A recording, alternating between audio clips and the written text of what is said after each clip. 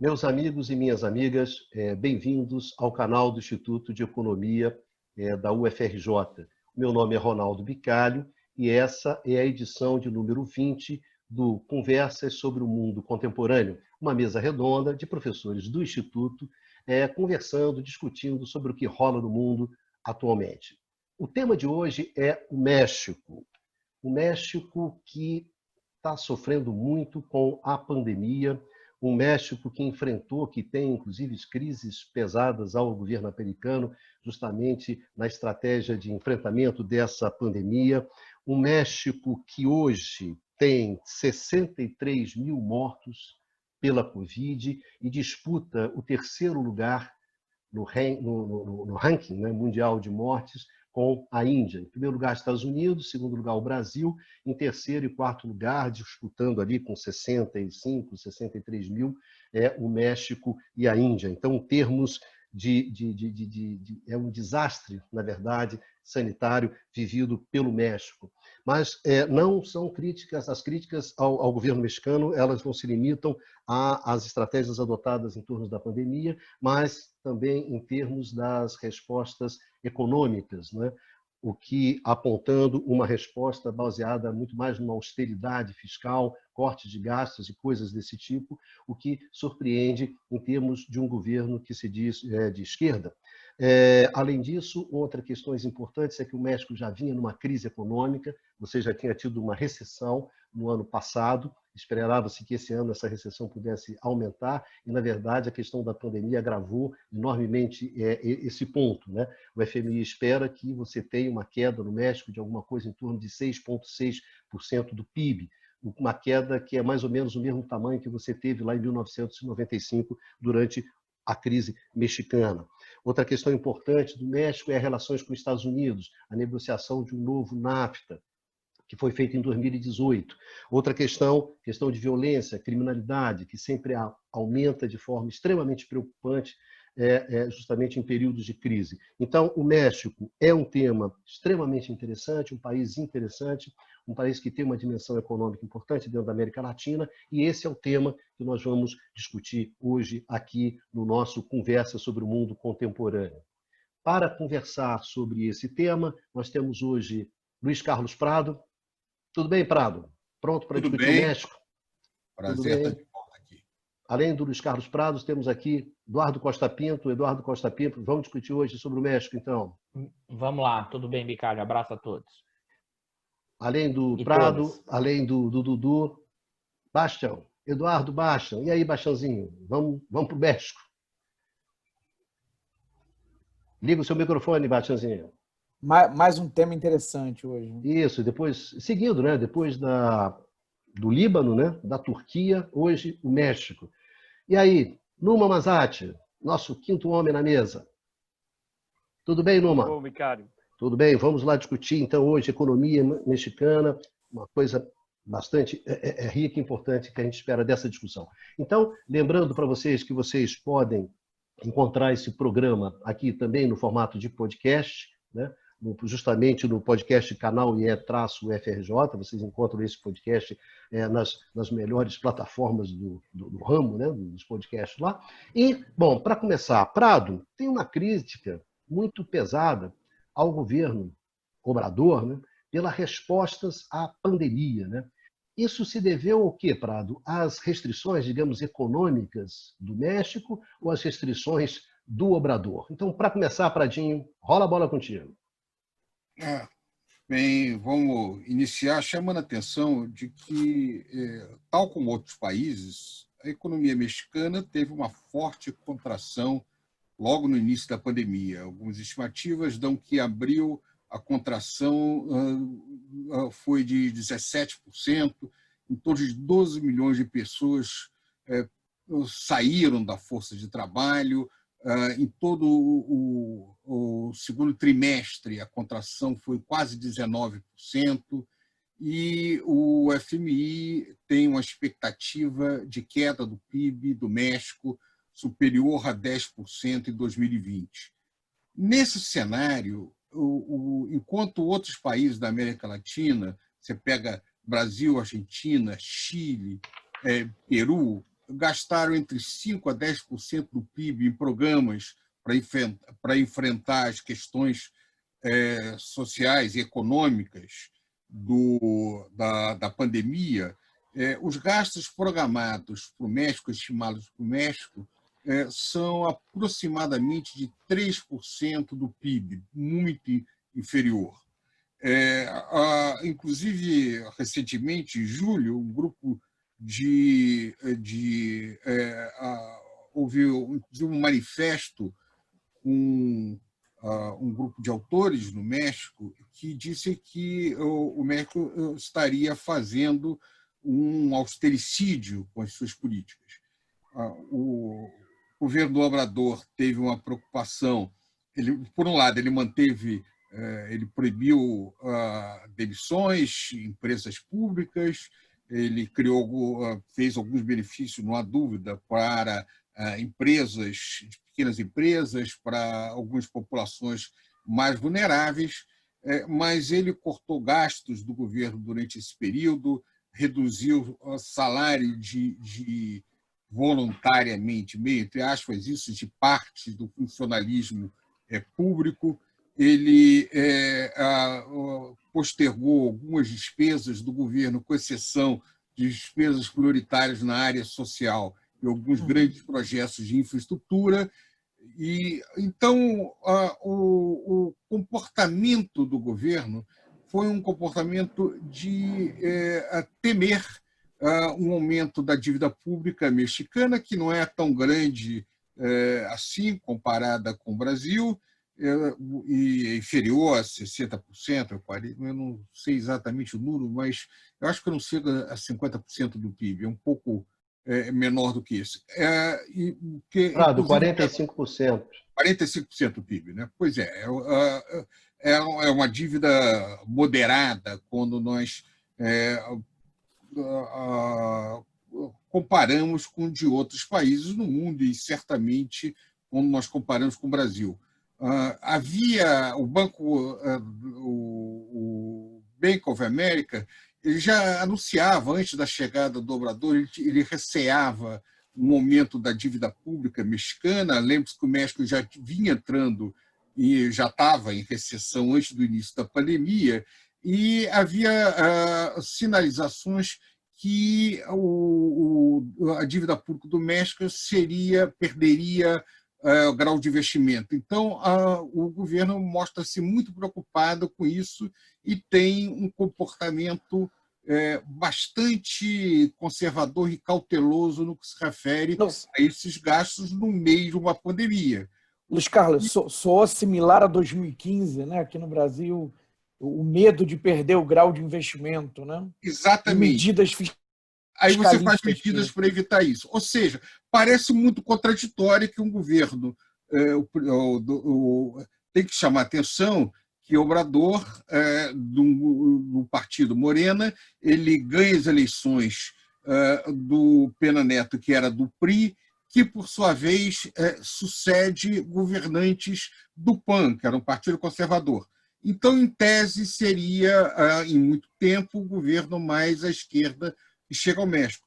E a primeira política que é levada à frente é uma política que não é muito diferente, ou não seria muito diferente, se o governo tivesse um desenho bem mais conservador do que com a chegada do Obrador. Então, tudo isso faz um cenário bastante peculiar para o desenho ou pela forma como o México vem enfrentando a pandemia. Eu acho que o Basta tem mais informações, né? Vamos seguir aí, Basta. Obrigado, Luiz Carlos.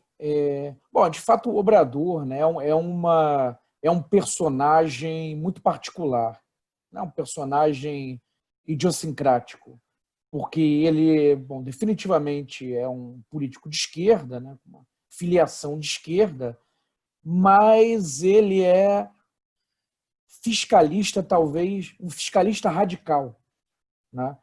Ele tem muita resistência à expansão de gastos.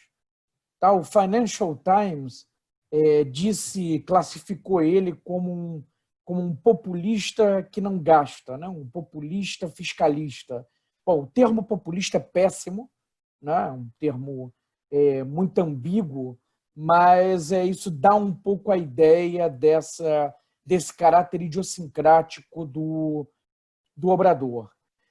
E do ponto de vista, então, da resposta mexicana em relação à pandemia, é uma resposta pífia, né? Em comparações internacionais. Só Oi? chamar a atenção um ponto, que isso Sim, também mostra o Financial Times, que independente do que faça um governo de esquerda, ele é sempre chamado de populista. é Ele verdade, pode é gastar tudo, verdade. gastar pouco, não fazer Exatamente, nada, fazer uma política conservadora. Por definição, é de Ele já tem o é rótulo populista. colado nele, né? Exatamente. Então, como o uso de populismo é um conceito completamente vazio, inadequado e funciona Exatamente, muito mais para botar um carimbo dizendo que é um governo que eu não devo gostar, logo deve ser populista. Para um uso retórico, né? Porque dá um Ah, tratamento pejorativo, né? isso, Estigmatiza. E, isso. novamente, um conceito ele deve ajudar no entendimento, ajudar a explicar. Um conceito que, na verdade, torna mais vago e nebuloso é um conceito ruim, né? Você tem toda a razão. Agora, até o Luiz Carlos chamou atenção para a queda do PIB em abril, né? Despencou o PIB mexicano. Agora, na realidade, já tinha tido uma queda de 5% em março. Né? Houve uma queda no primeiro trimestre. Então, não é uma economia, a economia mexicana não era uma economia que estivesse tendo um grande desempenho e aí veio a pandemia e a derrubou. Era uma economia já em dificuldades, já estagnada, tá? Uma economia que não vinha crescendo. Tá? A pandemia aumenta a dramaticidade desse quadro. Tá? E isso aumenta, na verdade, o equívoco, né? O tamanho do equívoco da resposta muito tímida do governo mexicano, do ponto de vista da expansão dos gastos para fazer frente às dificuldades que se seguiram, né? Como em todos os lugares, a pandemia. Tá? Agora, além disso, no caso do Obrador, Bastianzinho, em só fazer. 2019 já tinha tido recessão, né? Em 2019. O PIB caiu em 2019, né, e continuava continuava numa trajetória de queda no primeiro trimestre de 2020, né, o que aumenta a gravidade da reação do governo do Obrador. E duas últimas observações acerca dessa resposta do governo mexicano com o Obrador à frente é que no primeiro momento, ele negligenciou, né, o problema do ponto de vista médico da pandemia. Né? A reação dele foi de negação à pandemia. A resposta do ponto de vista de medidas econômicas foi muito modesta, né, muito tímida. Tá? Em abril, o Obrador estava falando que a recuperação econômica mexicana seria em V.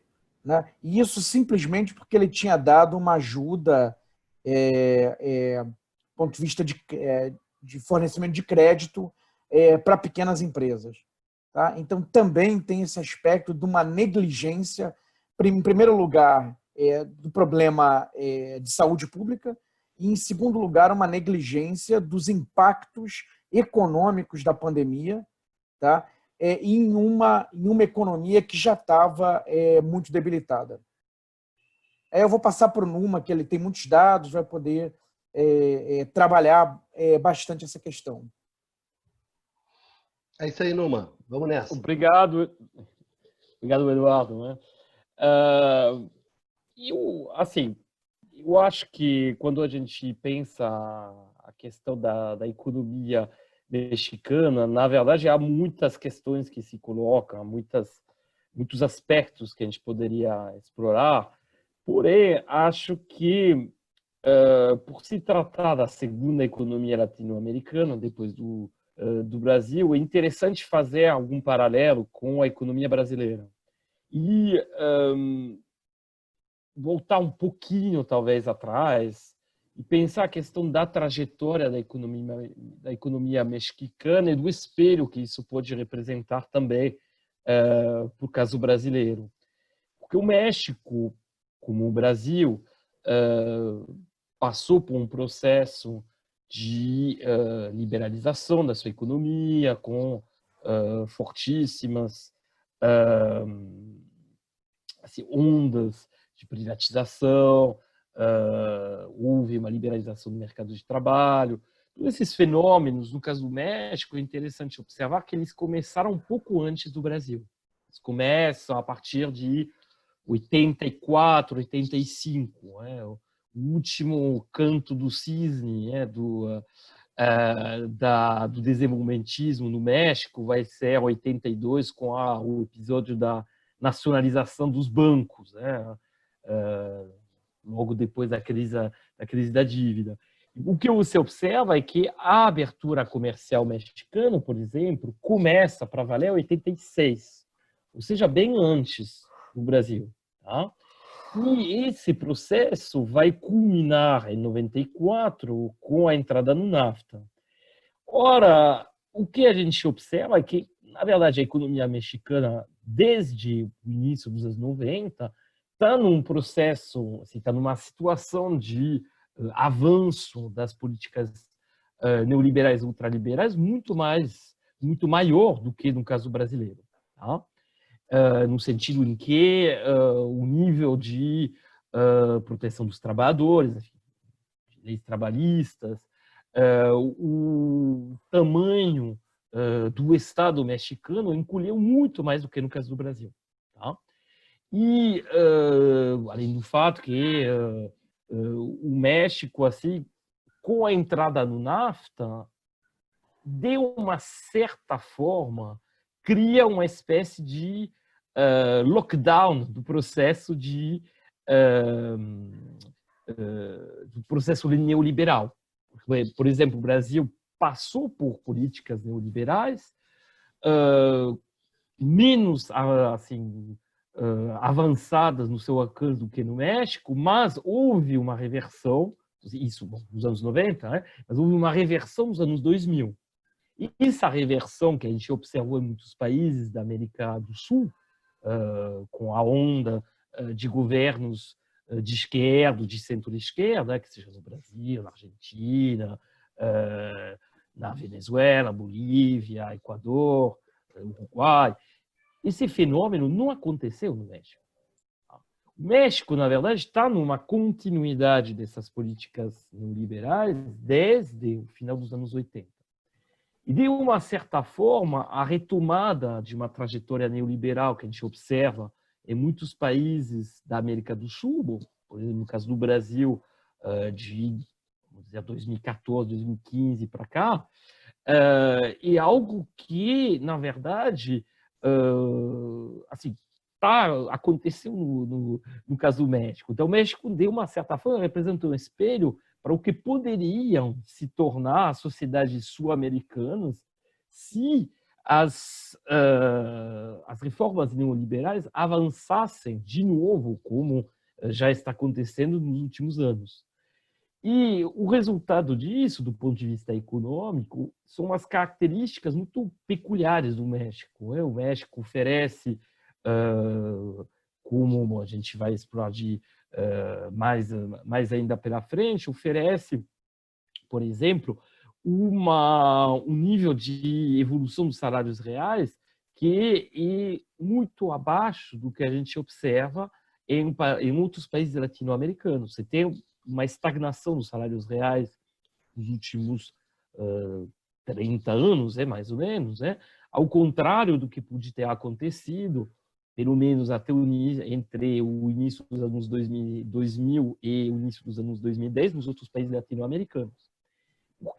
A escolha do modelo mexicano foi a escolha que vem, na verdade, dessa integração com os estados da economia americana, e uma integração subalterna, foi, na verdade, de vender, entre aspas, mão de obra barata para os Estados Unidos. E, nesse sentido, você observa que, no caso do México, a gente tem, por exemplo, uma performance da economia Não, um mexicana. momento, tivemos aqui o nosso momento Joaninha. Joaninha passou aqui. Agora você pode continuar. Já deu o momento Claro, claro. Joaninha. Exatamente. Agora, porque você tem uma certa prioridade dentro desse programa. Claro, tem hierarquia. Tem hierarquia. Desculpe, Numa, vai fundo. Imagina, imagina. O México escolheu um caminho de competitividade via custo do trabalho. Ou seja, vendendo custo de trabalho barato.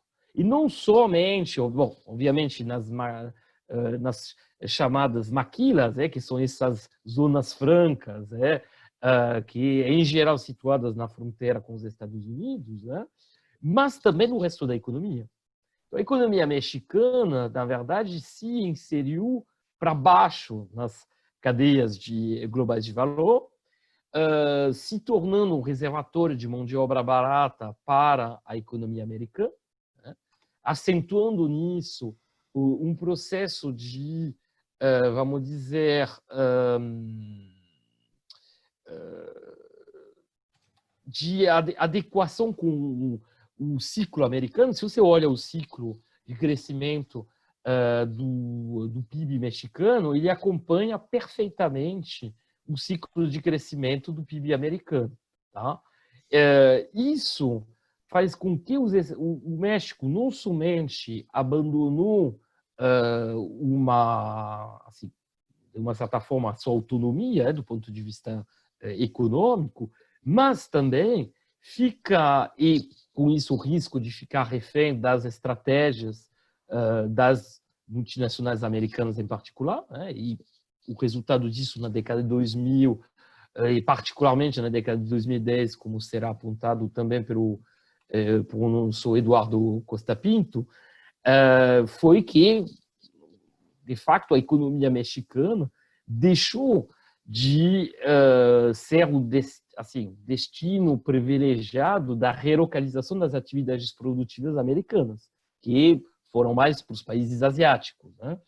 E o outro risco disso é que o México perdeu também a capacidade, mesmo com mudanças políticas, de vamos dizer, de uma inflexão no sentido da adoção de políticas econômicas mais heterodoxas, mais baseadas na demanda efetiva, como foi apontado pelo Eduardo Baixo. Você tem um gasto público no México que é muito controlado, mesmo com a chegada de um governo supostamente mais progressista como o López Obrador, continua a mesma opção fiscalista que é observada há quase 4 décadas, no caso do país, pelo menos 3 décadas e meia. Tá?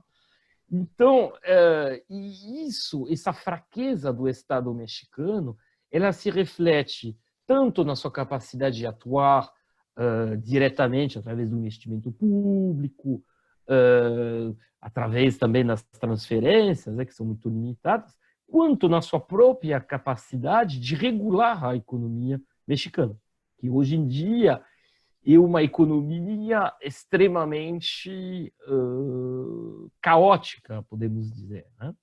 Mas vou passar a palavra para o Eduardo Costa Pinto e a gente depois vai voltar a alguns desses pontos. Tá, eu vou fazer alguns elementos, mas depois mostra, Numa, os dados que você tem para a gente das relações de crescimento, que eu acho que é importante. Eu queria, dentro do que o Numa e o Baixa já colocaram, eu queria ressaltar, acho que 2 pontos importantes dessa dimensão mais estrutural do que a economia mexicana se tornou. Tá? E por que isso? Eu acho que o marco importante, e aí o Prado e o Numa e o próprio Baixa já comentaram, é o marco do NAFTA, 94. A partir da estratégia da entrada do NAFTA, você vai ter uma completa acoplamento com a economia norte-americana. Isso vai reduzir fortemente a capacidade de definição de estratégias internas.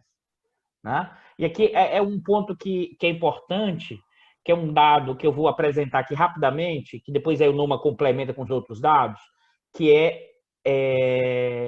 esse dado aqui que eu vou apresentar, não do PIB, PIB eu vou deixar para o Numa depois, mas é o dado das exportações mexicanas, tá? Em 2018. 82% das exportações mexicanas, elas são bens manufaturados.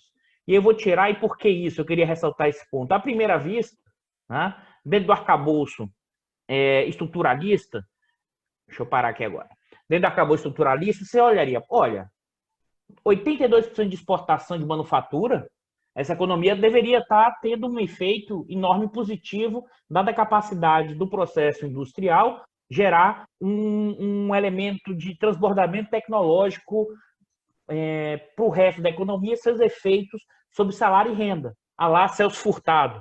Tá? Mas, claramente, no México isso não acontece, porque esse tipo de exportação e de industrialização, como o Numa alertou o Prado e o Baixa, é estruturada a partir da maquila. Né? E essa maquila só é possível a partir das estratégias das grandes empresas norte-americanas que vão se deslocar a partir dos anos 90 com o efeito maquila para montar a fábrica, ela se desloca e o México vira um local geográfico de montagem, né? Nesse momento inicial, nos anos 80 e 90, de montagem das fábricas norte-americanas. Então, os subsidiários norte-americanos se deslocam para lá. Então, você tem o efeito das exportações de manufaturas, tá? Mas o México vai importar fortemente manufaturas. Esse é o primeiro momento do efeito NAFTA. Não por acaso, o México vai crescer nos anos 90, o crescimento econômico de cerca de 3%, muito mais do que a média da América Latina, acoplado no crescimento dos Estados Unidos, como o Numa bem alertou. Só que isso vai girar nos anos 2000. E por que isso vai girar nos anos 2000? Porque a China vai ser um concorrente direto das maquilas mexicanas para o mercado norte-americano. Não por acaso, os anos 2000 ele vai ser marcado no México por um baixo crescimento econômico. Tá? Enquanto a América do Sul, principalmente, está crescendo fortemente, aproveitando o efeito China. É nesse sentido que, e aí voltando para aquele dado que eu apresentei, as exportações de manufaturas ali, mas com baixo valor adicionado. Né? E esse baixo valor adicionado significa emprego e renda, até a geração de certo emprego, mas com salário muito baixo. Aquilo que o Numa alertou, o salário real vai caindo fortemente. Então, eu acho que é importante situar o que foi essa trajetória do México a partir de 94, sua estratégia de inserção na economia global, com acoplamento dos Estados Unidos, e fica cada vez mais dependente desse processo, e ao mesmo tempo, mesmo agora, quando assume um governo dito de esquerda, ele continua acoplado com essa lógica e, mais ainda preso, tá, no discurso, né, da esquerda dos anos 90. Porque como o México não viveu, como o Numa alertou, o que foram os movimentos de esquerda na América do Sul nos anos 2000, é a primeira vez que o governo de esquerda retorna ao poder, ele ainda volta com uma dimensão próxima, se você pensar, de uma lógica de terceira via ou de uma lógica dos anos 90, ou, se você quiser, de uma lógica do governo Lula entre 2003 e 2005, fazendo a comparação com o Brasil. Diga, Baixa. Só para ressaltar algo que o Luiz Carlos tinha chamado a atenção, enquanto nos 2000 esses governos de esquerda estão chegando ao poder na América do Sul, quem está no poder no México é o PAN, que é conservador. Não é, Luiz Carlos? Sim, isso mesmo. Depois entra a volta do PRI. Lembre-se que o mandato lá são de 6 anos. Né? Então, 2018 entra o Obrador. Antes disso, tinha o PRI, com Pena Neto, e anteriormente, desde 2000, foi o PAN que ficou um bom período de tempo no poder. É interessante chamar a atenção também, no caso do México, a importância do mercado americano, mais de 80% das exportações, e o Canadá como segundo mercado. E é interessante, o Brasil vai ser o 4º mercado de exportação no México, por causa dos acordos automobilísticos. Aí são as multinacionais operando, integrando o mercado automobilístico. Agora, as importações, o México tem o peso americano é muito menor. É ainda muito grande, mas é muito menor, e a China é a segunda origem das importações do México.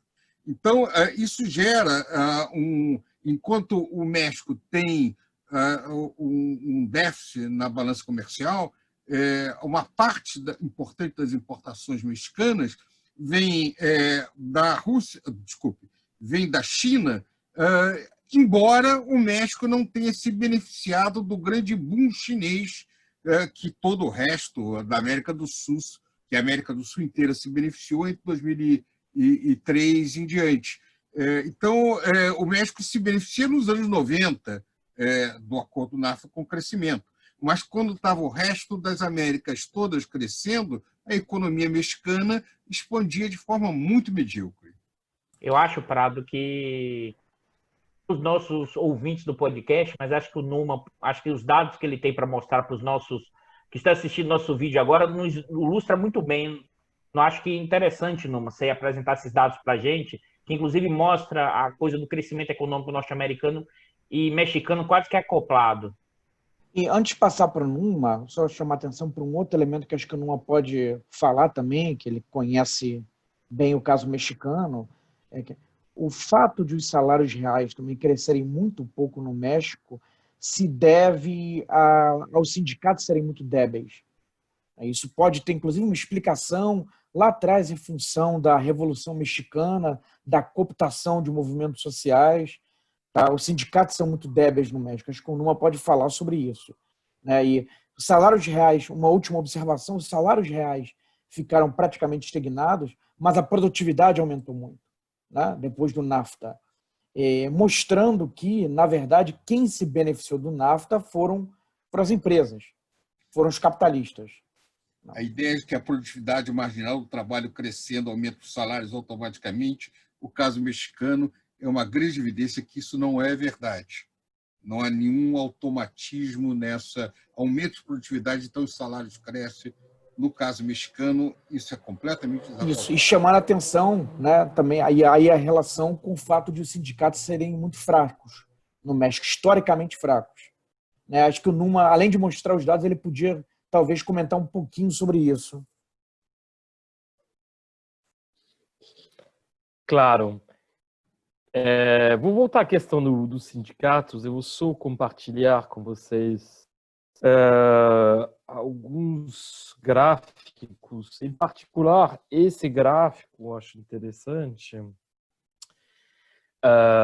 Esse primeiro gráfico, que representa a parcela que representa do PIB per capita mexicano em relação ao PIB per capita americano.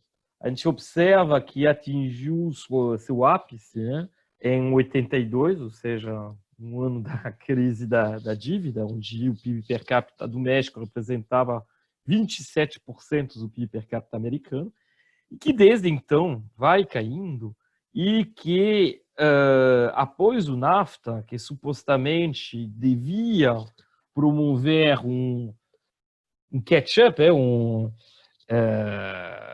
entre o nível de vida no México e o nível de vida nos Estados Unidos, isso não aconteceu. Pelo contrário, houve, em vez de ter uma convergência, houve uma divergência maior ainda. Então, isso ilustra o fracasso do NAFTA e mostra que, na verdade, o espírito do NAFTA, que foi vendido, pelo menos... Só uma coisa, esse crescimento nos anos 70 é por causa do preço do petróleo, né? México, exportador de petróleo, dispara... Sim, e também, como é uma relação entre o PIB per capita do México e dos Estados Unidos, do lado, o do México se reforçou, dos Estados Unidos também ficou estagnado. Então, são as duas coisas. Né? Só uma observação, essa venda da convergência do nível de renda americano para o latino-americano foi vendido muito no caso da ALCA também para a América Latina, dizendo assim, olha, caso essa integração comercial vai necessariamente levar a um processo de convergência. Isso ocorreu, no caso da Europa, no processo de convergência da Comunidade Econômica Europeia e depois do mercado comum. Agora, menos, muito menos. Mas, no caso do NAFTA e da ALCA, não haveria nenhuma indicação que que isso ia ocorrer, embora Estados Unidos e Canadá tenham a renda per capita muito próxima. Sim, sim, exatamente. Bom, o problema assim que se você for comparar com outros processos de integração, mas sempre o da União Europeia é obviamente em geral considerado a referência pelo bem e pelo mal, mas de fato a imensa diferença que existe no caso do NAFTA em relação ao caso da União Europeia, enfim, primeiro da Comunidade Econômica Europeia, depois da União Europeia, e que há uma simetria fundamental entre a posição de poder do México e dos Estados Unidos. Tá? E vamos voltar, a gente pode voltar a essa questão, né? Mas eu acho que isso enquanto no caso da Europa, tudo bem, você tem, obviamente, tem países mais com muito maior, com peso muito maior, mas o nível da renda per capita não era tão dispare no caso da União Europeia, pelo menos até as integrações dos anos 90.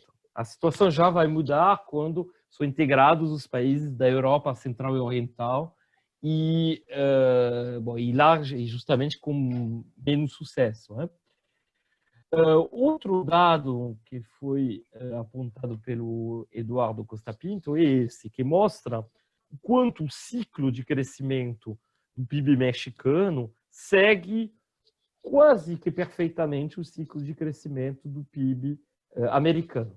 Os patamares, em geral, num patamar menor, né, como a gente observa, né? Mas isso mostra o quanto essa integração comercial, produtiva, entre os dois países, levou justamente a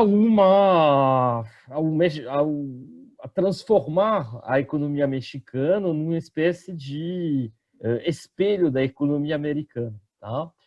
Voltando à questão que a gente tinha evocado anteriormente, que era justamente a questão da, vamos dizer,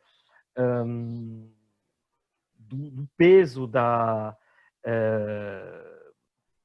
história, né, mexicana, né, na questão social que foi evocado pelo Eduardo Bastian. De fato, o PRI, por se tratar de vamos dizer, um partido que tem um nome interessante, o Partido Revolucionário Institucional. Já em si, os termos são meio contraditórios, né?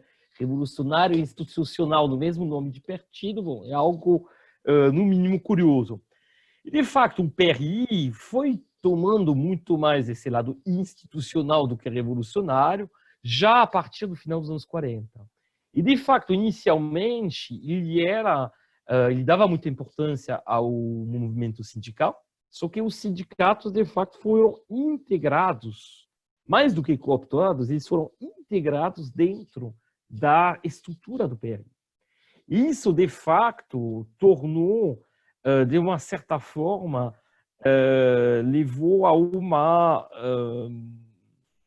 neutralização da atuação dos sindicatos. O que explica por que, no período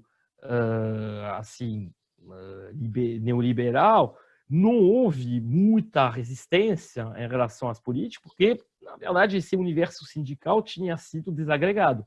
O único elemento, o único ponto de resistência é o sindicato dos petroleiros, o sindicato da Pemex. Tá? E, de uma certa forma, não gostaria de me estender nisso, mas a gente pode fazer um paralelo com a situação atual do Brasil. Tá? Onde também uns poucos sindicatos mais atuantes é o sindicato dos petroleiros. Tá? Vou passar a palavra para o Eduardo, acho que ele queria complementar um pouquinho justamente sobre essa questão. Qual dos dois Eduardos, Numa? Justamente, eu adoro ficar nessa... Deixa eu pegar uma coisa que você falou, que eu queria... Salva a gente, Prado, salva a gente aí, vai lá. Para começar o seguinte... Não, é fração de classe que ele quer que você fale. A Revolução Mexicana de 1910, ela realmente muito importante. Foi uma das primeiras revoluções populares do século XX. Então, o PRI teve um papel importante no passado, ele tem méritos. O México tem uma história muito bonita com referência ao Levante, depois do trágico século XIX no México, como perdeu territórios dos Estados Unidos, foi derrotado em várias guerras, uma ditadura muito complicada, uma tentativa de impor e que é um episódio traumático, né? A perda de território é traumática. É traumático. Quase a metade do México. O caso do Maximiliano, que é também uma tentativa de se trazer, de se criar um reino com um rei europeu, México. Então, tudo isso gerou um trauma muito grande e o México se reconstrói com a Revolução de 1910. O problema é que, no decorrer do tempo, ela fica cada vez mais conservadora, muito corrupto. Os governos mexicanos tinham problemas graves com referência a isso, as sucessões, as eleições não eram tão livres assim. Então, eu acho importante recuperar um pouco esse histórico. Por outro lado, eu quero chamar a atenção que o NAFTA, desde o início, foi muito ruim para o México. Ele afasta o México, que foi tradicionalmente vinculado à América Latina, ele fica um pouco de costas e se afasta desse processo. E desde o início, o México teve que fazer muitas concessões para poder aderir ao NAFTA. Agora, o que é mais grave? Foi exigido agora mais concessões ainda do México. Eu queria chamar a atenção por esse recente renegociação que o Trump impôs e mostra o perigo de se ficar tão dependente, exportar 80% para um país vizinho, como no caso do México, para os Estados Unidos, levou o México a ter que aceitar uma negociação. Aliás, a mudança do nome, o NAFTA agora não mais existe, o nome agora é United States Mexican Canadian Agreement, em português, USMCA. O Trump, tal como o Bolsonaro gosta de fazer no Brasil, usa a mesma alguma coisa que foi feita no governo anterior, muda de nome para dizer que agora é o dele. Mas essa renegociação impôs perdas adicionais. Primeiro, impôs um endurecimento da legislação já peculiarmente dura, no caso do NAFTA, de proteção ao direito de propriedade intelectual, que beneficia as empresas farmacêuticas, que têm um papel muito importante no financiamento político e na atuação política, né, com os lobbies fortíssimos em vários lugares do mundo. Além disso, beneficia também a indústria automobilística. Isso é um pouco mais controverso, porque tem uma das cláusulas estabelecendo um salário mínimo por hora, que, em tese, só seria alcançado nos Estados Unidos, não no México, mas também estabelece certificados de origem com regras mais estritas dentro disso. Então, além disso, estabelece uma outra data, daqui 6 anos depois, para renegociação do acordo. O acordo, então, ficaria sempre pendente de um processo de renegociação. Ou seja, o peso dos Estados Unidos sobre a economia mexicana tem sido realmente muito grave, poderia ser muito mais positivo se realmente tivesse algum tipo de política de apoio mais generoso ao México, de facilitar, inclusive, a integração do mercado mexicano com o mercado americano no que se refere à força de trabalho, não procurar restringir a mão de obra mexicana. A mão de obra mexicana tem um papel importante nos Estados Unidos, inclusive na agricultura, em trabalhos de baixa renda, o que faz uma peculiaridade. O desemprego no México é relativamente baixo, porque, uma vez que aqueles que ficam mais vulneráveis, desempregados, têm a opção de entrar clandestinamente nos Estados Unidos, ser mão de obra barata, correr todos os riscos decorrentes desse processo. Então, isso... Bom, e cerca de 50% da população mexicana trabalha no mercado informal, né? Pois é, então até as redes criadas facilitam a entrada e saída. Qualquer um que já viu a fronteira dos Estados Unidos com o México em Tijuana, em alguns lugares, vê como é complicado esse processo. O México beneficia também do turismo americano, que é muito grande lá dentro.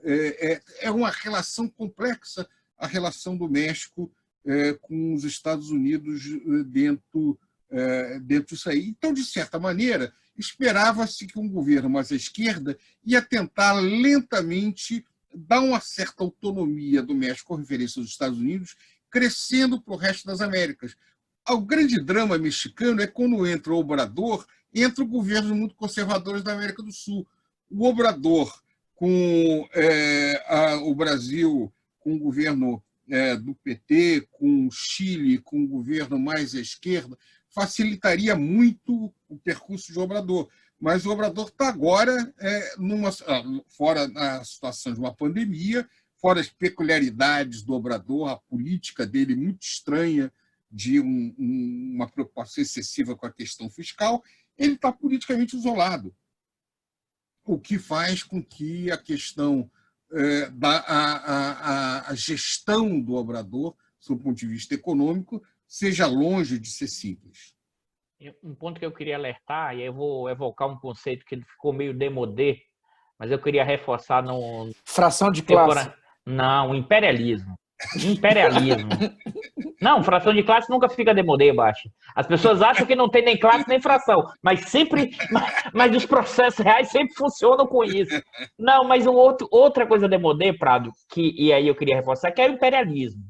Tá? Então, assim, Prado alertou um ponto que é o quanto o atual presidente do México tem capacidade de articular ou não com outros segmentos fora. Mas, ao mesmo tempo, o quanto você tem uma independência ali na fronteira, né, da expansão territorial, da expansão econômica do quintal norte-americano. No momento em que a própria dinâmica dos Estados Unidos tem tensões por causa da China, então, assim, o México partiu para cima do México, ou seja, o quanto a questão imperialista norte-americana também dificulta esse processo do Obrador. É claro que o Obrador ajuda na hora que não faz a política, adota uma política fiscal, monetária, a lá neoliberal e reduz sua capacidade de fazer imposições. Mas também tem que olhar, aí que é um ponto que eu queria fazer a provocação. Quais são os limites, vamos dizer assim, da estrutura produtiva, quais são os limites dos interesses das frações de classe interna que já se acoplaram à estrutura norte-americana e também quais são os limites dentro da geopolítica do imperialismo dos Estados Unidos, dado que é o México naquela fronteira e naquele processo e fornecedor, quer seja de mão de obra barata ou quer seja, em algum momento, como foi via NAFTA, de um espaço de acumulação importante das frações de classe industriais norte-americanas. Mas como o México deixou de ser efetivamente tão vantajoso em termos de acumulação, o pessoal despachou, terceirizou com as cadeias globais para a China. Então, assim, eu queria colocar ainda mais dificuldade no cenário mexicano, que não é trivial. Só para pegar um pouquinho... Fala. Depois. Eu chamo a integração do México com os Estados Unidos uma integração assimétrica, que é muito complicada. No caso da União Europeia, embora você tenha diferenças importantes em renda per capita, essas diferenças são infinitamente menores do que dos Estados Unidos com o México. Então, enquanto na Europa você teve, ou bem ou mal, fundos de convergência, e a preocupação era fazer com que as remunerações não fossem tão diferentes que levasse a grandes movimentos de mão de obra, a integração, no caso da América do Norte, era para manter os mexicanos fora e não caminhar no sentido de integrar os mercados de trabalho. Não havia nenhum fundo de convergência. Se os Estados Unidos usassem parte dos recursos que eles gastaram em outras operações internacionais, basta comparar o volume de recursos que foi gasto numa situação como a guerra com o Iraque, superior a 900 bilhões, ou alguma coisa do gênero. Se uma parcela disso fosse gasto infraestrutura, na integração do norte do México com os Estados Unidos, havia um potencial de ganho muito grande, mas a dinâmica da acumulação e a visão do processo dessa região não foi essa. Foi uma visão de manter essa simetria e de aprofundá-la e ganhar com ela. Fala, Dudu, você está olhando, você não concorda com a interpretação? Eu? Não, o Eduardo. Vai, baixa, pode. Não, depois eu comento. Não, eu queria fazer alguma, na verdade, uma série de observações. A primeira, até eu ia falar algo muito próximo ao que o Luiz Carlos falou, né? Bom, apesar da União Europeia ter tido uma atuação muito negativa, agora, mais recentemente, por exemplo, na crise da dívida dos chamados PIGs, né? No caso, no tratamento que foi dado à Grécia, por exemplo, lá atrás, né? No processo de integração, nos anos 80, 90, houve esse esforço, né?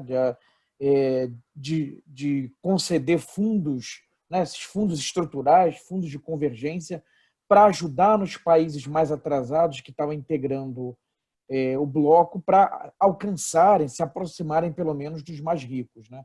E nunca houve algo similar em relação ao México no NAFTA, né? Não houve da parte dos Estados Unidos nenhuma iniciativa dessa natureza para aproximar o México dos seus níveis de renda per capita. Essa é uma observação.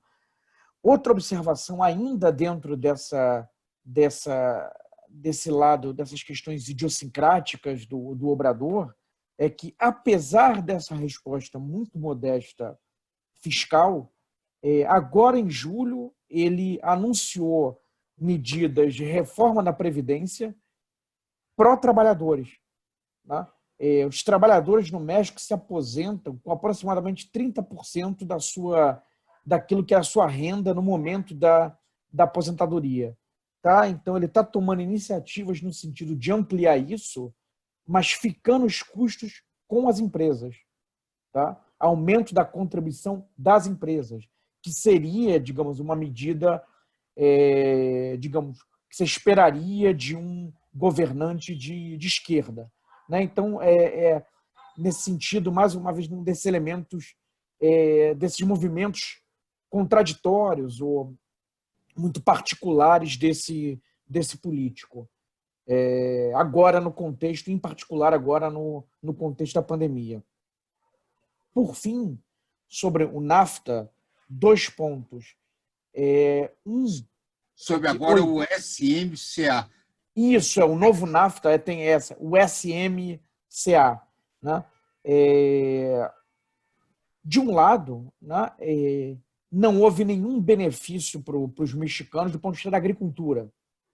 Né? Nesse NAFTA revisto, não houve nenhum ganho do ponto de vista da agricultura. E as questões, bom, de um lado que o Prado chamou atenção, de propriedade intelectual, e de outro, mudanças na natureza do acordo para o setor automobilístico. Né? Antes, 65% das partes de um automóvel fabricados na América do Norte tinha que ser 65% tinha que ser de componentes de algum país da América do Norte. Isso foi ampliado para 75%. Mas foi estabelecido também que 45% tem que ser feitas, das partes têm que ser feitas por trabalhadores, né, que ganham pelo menos $16 por hora.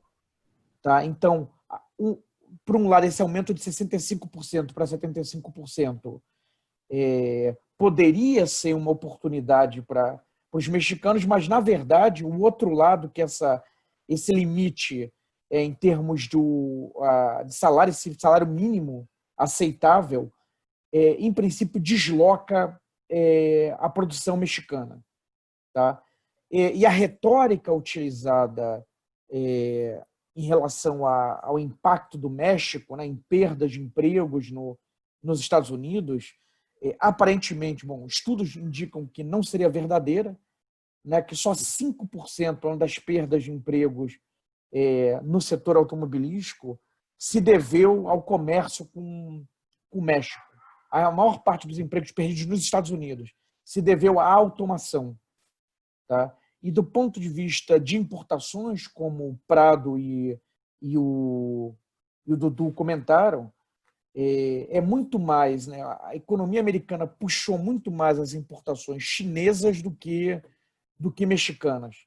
Tá? Então, na verdade, há um elemento aqui um pouco também de um bode expiatório, né? Na retórica do trumpismo, tá? De coloca o México um pouco como um bode expiatório. Só para chamar outra atenção, uma coisa do México, todos nós, que de alguma maneira, fomos na UNAM, na Universidade Nacional do México, fica muito impressionado.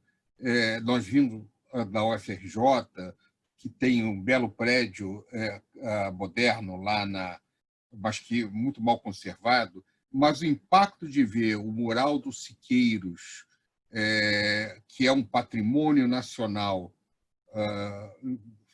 feito nos anos 50, na Universidade Nacional do México, mostra a pujança e a ambição que a história do país teve. Eu acho que é muito importante, principalmente para o público que não conheceu toda a história do México, que hoje o México, tão voltado e tão integrado de uma maneira ruim com os Estados Unidos, não representa a história dele de muita tentativa de afirmação nacional, com um magnífico museu, que é um museu antropológico, com uma cultura muito pujante, com uma universidade belíssima.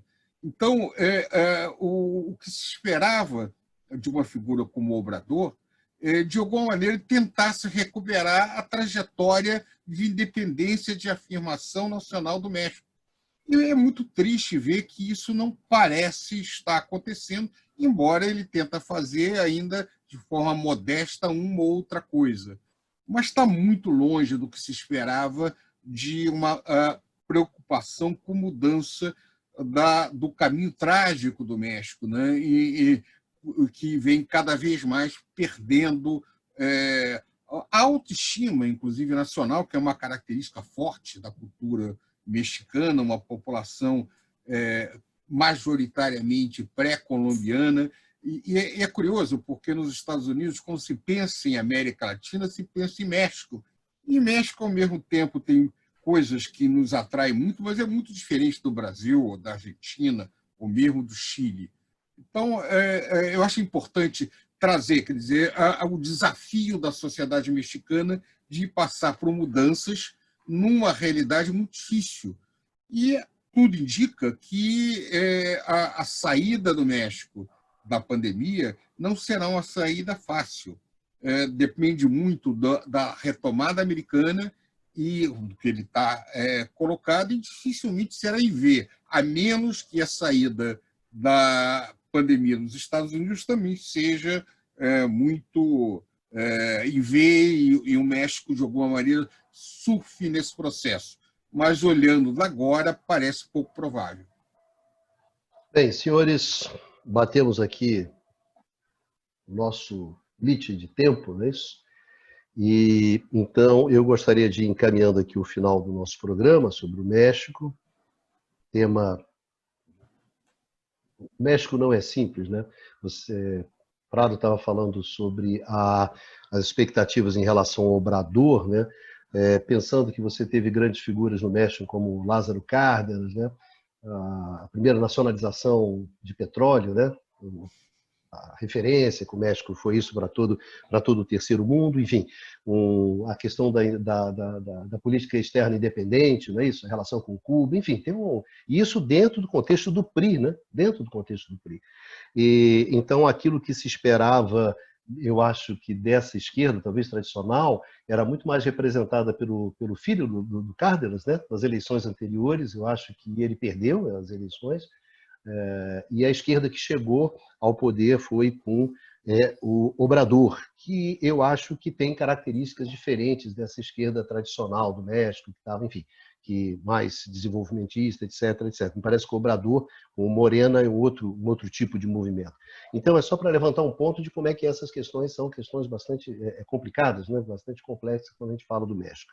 Então, para terminar, eu gostaria de pedir aos ilustríssimos senhores da mesa as suas considerações finais, né? Pedindo para que vocês sejam sintéticos, né? Objetivos. O que cabe ao âncora, em qualquer mesa redonda, pedir isso nas considerações finais. Nunca é uma tarefa fácil. Pode ser futebol, a função do âncora é ficar pedindo, seja objetivo, seja curto, paga no tempo. Já ouvindo os diversos podcasts que eu ouço por essa vida, a função do âncora é sempre essa, pedir para a rapaziada, aí fica no tempo. Então, para começar, Numa, suas considerações finais sobre o México.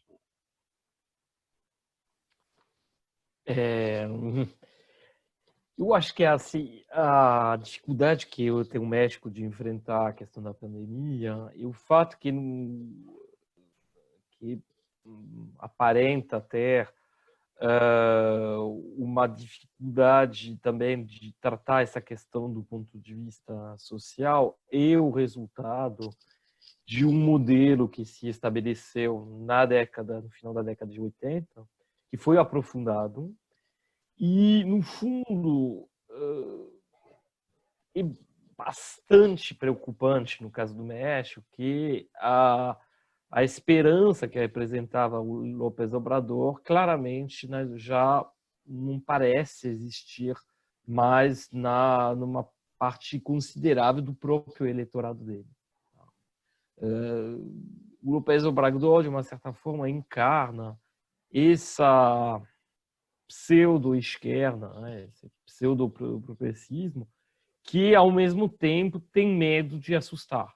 Então, o López Obrador você tem uma renegociação das condições do NAFTA que fica ainda mais favorável para os Estados Unidos.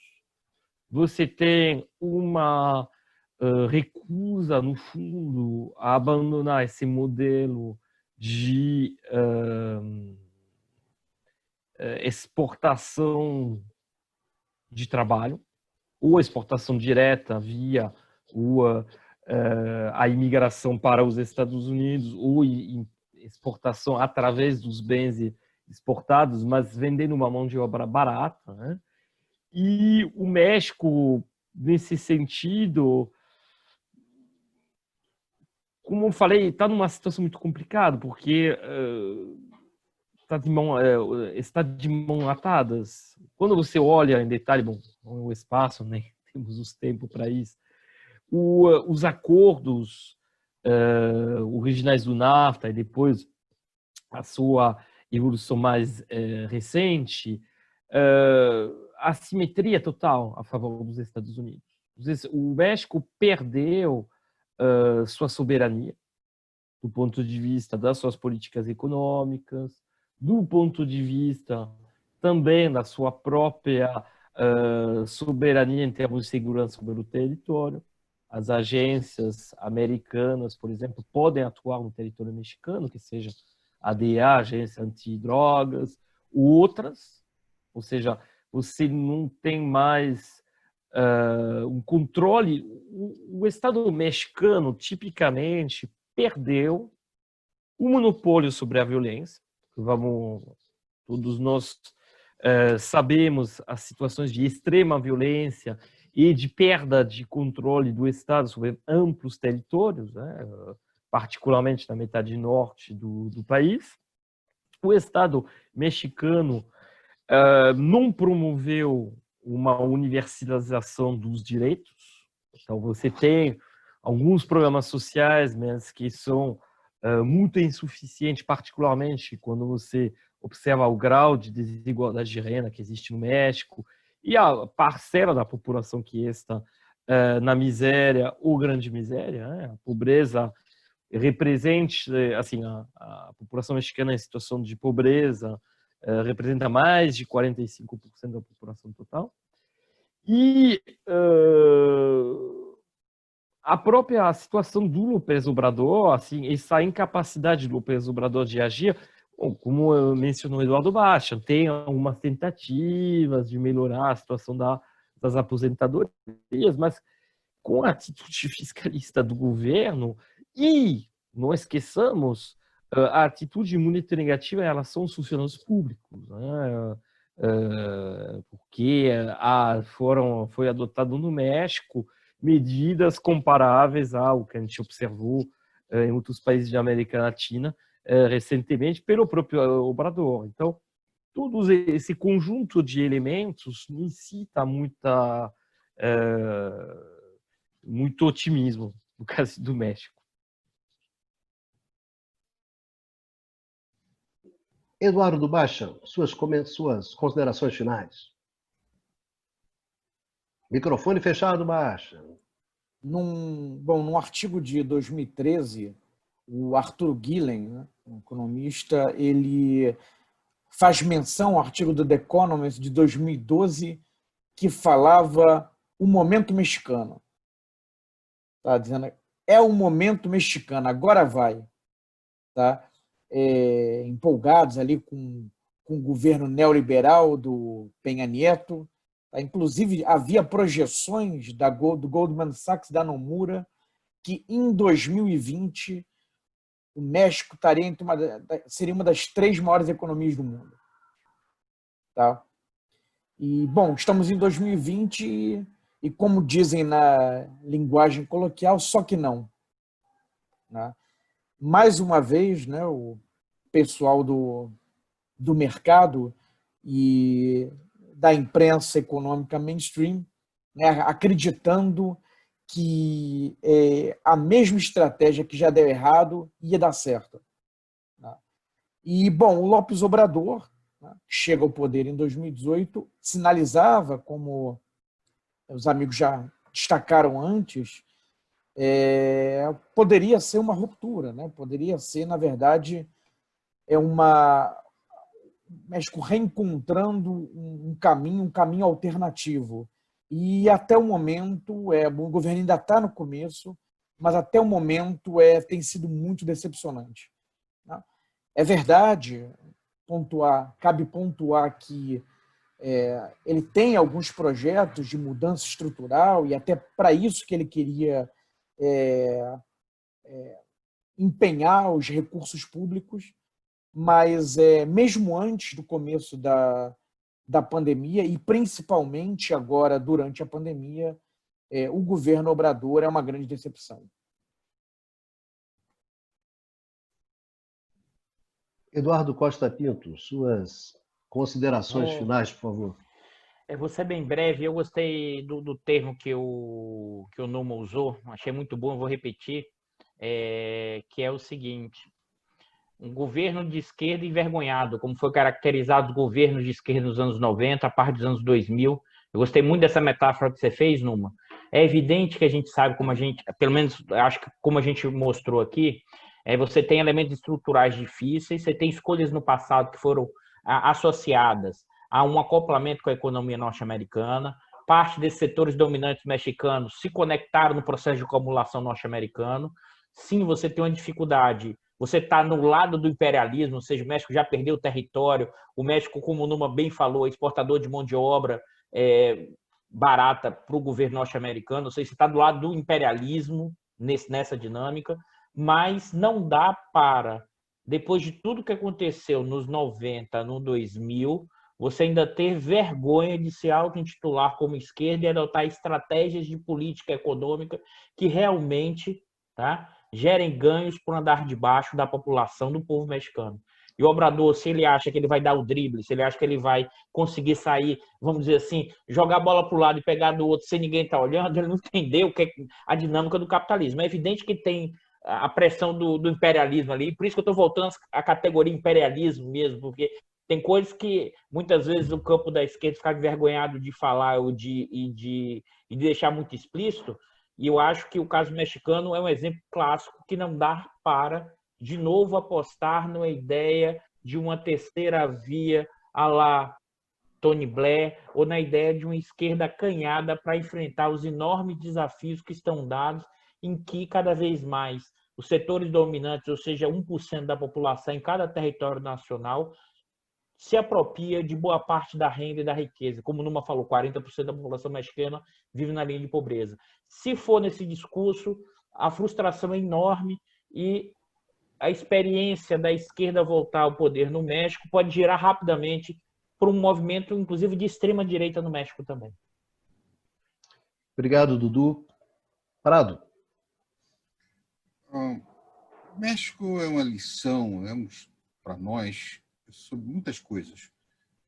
Foi vendido, procurou-se vender para o Brasil, para outros países também da região, mas para o Brasil, que é o nosso país, fortemente, de que se nós aumentássemos a nossa integração com os países industriais avançados, em especial com os Estados Unidos, se as nossas exportações não fossem maiores de produtos manufaturados, sem maior valor adicionado doméstico, mas dentro de um processo de mera atração de algumas filiais de multinacionais, usando mão de obra barata, sem leis trabalhistas mais extensas, domesticamente.